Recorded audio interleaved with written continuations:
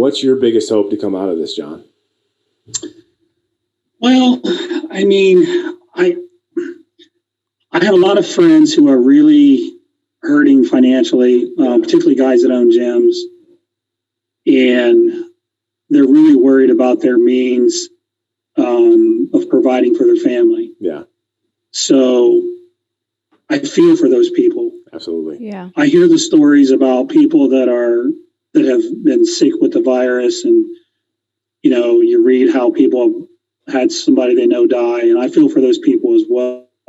It's you mentioned when 9/11 happened, the country was very unified. Like we all stood as one after 9/11. Yeah.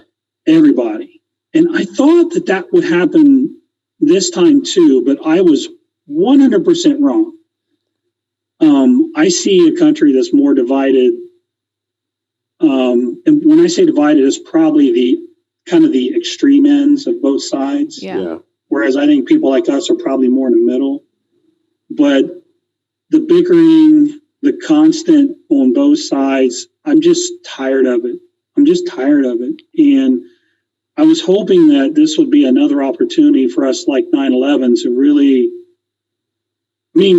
9/11, I think probably 99% of us were united, Yeah. And now I feel like it's more like 5% of us are united. And I remember 9/11 actually, because Chad was living in New York, and I remember watching it on TV and trying to get a hold of Chad, being like, okay, is my buddy okay? Like, that was a whole, like, there was no, and I think that, I see the politics getting separated side to side. I see people themselves, for the most part, coming together because we're all in the same struggle.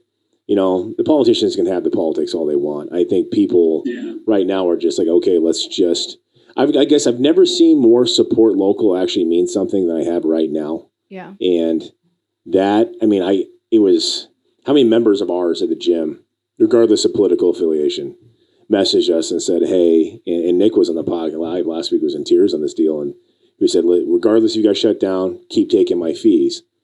And we're like, whoa, like that's crazy. Because if people are hurting for a job, that $36 means something. And, I saw Nick send me a podcast or a snippet yesterday from a guy that owns these Metroflex out in Marietta, California, where like his members are willing to pay him, but the bank shut him off.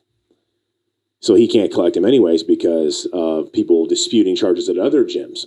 And we're worried about that happening to us. That could happen to every gym in the United States.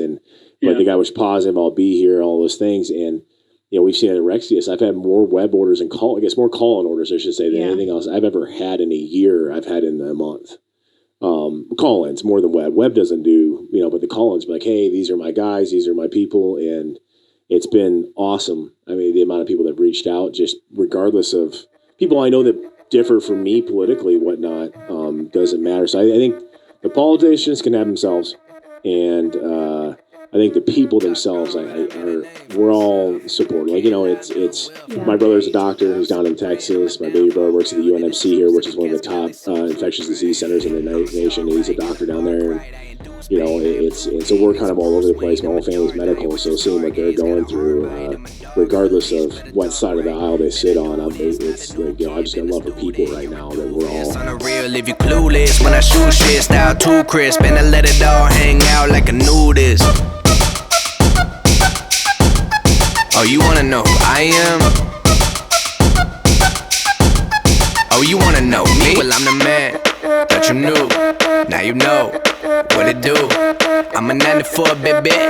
Swanking like a brand new Mercedes.